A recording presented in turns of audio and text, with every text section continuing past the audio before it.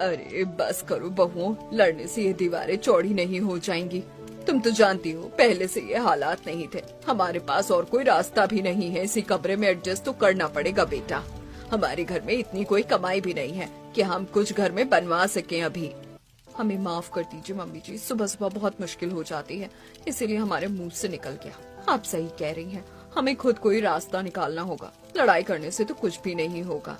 वैसे भी ताऊ जी और उनके परिवार वाले तो यही चाहते हैं कि इस तंगी में हम लोग खूब लड़े और बिखर जाएं।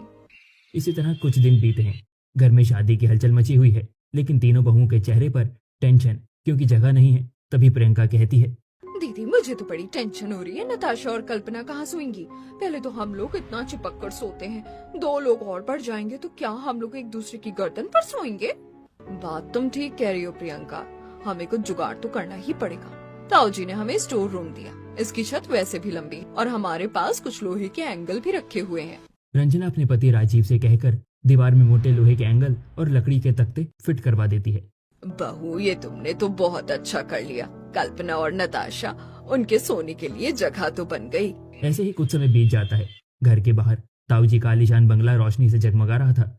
हकीकत से अनजान, आंखों में ढेरों सपने लिए हुए नताशा और कल्पना दोनों दुल्हन के जोड़े में सजी बाहर खड़ी हैं।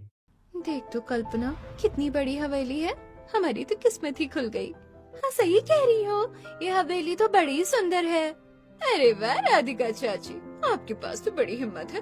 घर में बैठने की जगह नहीं और आप 2 बहू और ले आई। अब कहाँ सोएंगे इतने लोग? सर ध्यान रखना, इतनी भीड़ में किसी बहू की सांस ही न रुक जाए। ताऊ की बहू की बात दोनों बहू को समझ नहीं आती। तभी सास राधिका और बड़ी बहू रंजना आरती की थाली लेकर आती है, लेकिन वो उन्हें हवेली के दरवाजे पर नहीं बल्कि अपने कमरे की तरफ ले जाती है। कहाँ ले जा रही है? हवेली तो पीछे है। चलो बेटा, सही जगह ले जा रहे हैं। जैसे ही नताशा और कल्पना उसे कमरे के अंदर कदम रखती है, उनके पैरों तले जमीन खिसक जाती है। अंदर धुआं है, बर्तन रखे हैं, कोने में टॉयलेट का दरवाजा है और ऊपर वो लकड़ी की ट्रेन बर्थ बनी हुई है। मेरा दम घुट रहा है। यहाँ तो टॉयलेट और चूल्हा एक साथ है, मैं यहाँ नहीं रह सकती। आप लोगों ने धोखा दिया है हमें। बताया क्या था हवेली, और असलियत है ये एक कमरा जहाँ एक साथ इतने सारे लोग सोते हैं, चिपक चिपक कर सोते हैं।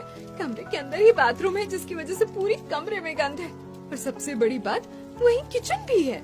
बड़ी बहू रंजना नताशा के पास आकर उसे समझाती है, नताशा शांत हो जाओ। तुम्हें लग रहा है कि तुम्हें धोखा दिया गया है। धोखा तो हम लोगों को मिला है। वो जो बंगला तुम देख कर आई हो वो ससुर जी का ही था, लेकिन एक रात ताऊ जी ने हम सभी को उस बंगले से बाहर निकाल दिया। पहले हम भी बहुत रोए थे, नताशा और कल्पना, लेकिन माँ ने समझा।